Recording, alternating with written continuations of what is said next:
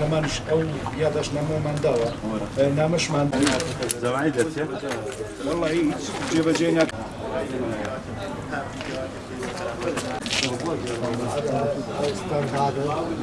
بەیاننامەی دەستەی مامۆستایان و فەرمانبەرانی ناڕازی کەرکووک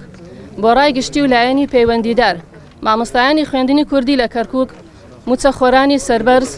خەمخۆرانی پەروەردە وەک ئاگادارن ماوەی 6 ساڵە دەسەڵاتدارانی هەرێم بە شێوازی دەستکردی جۆراوجۆر ستەم لە مامۆستایان و موچەخۆران دەکەن هاوکات زۆر بێپاک و خەمساردانە مامەڵە لەگەڵ بێموچێی و گرفتەکانی هاوڵاتیان دەکەن بە تایبەتی گرفتەکانی پەروەردە و خوێندنیان بە تەواوی فەرامۆش کراوە بۆ هۆیشەوە پرۆسەی پەروەردە و خوێندن لە شارەکەمان لە داڕوخانی تەواوی نزیک بۆتەوە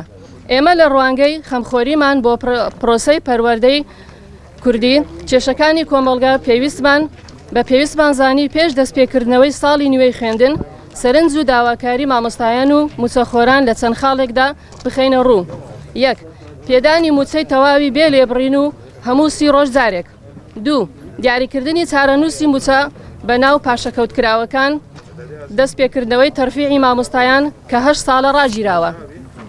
3 بەتوندی ئیدانەی گرتن و ڕاوەدونان و دەستگیرکردنی مامۆستایان و چالاکوانان دەکەین لە شاری هەولێر دهۆک ڕانیا زاخۆ هاوکات داواکارین بە زووترین کات ڕزگار کرێن بە تایبەتی مامۆستا بەدەل و مامۆستا ئومێد بەرواری هاوڕەکانی کە 50 ڕۆژە دەستگیر کراون 4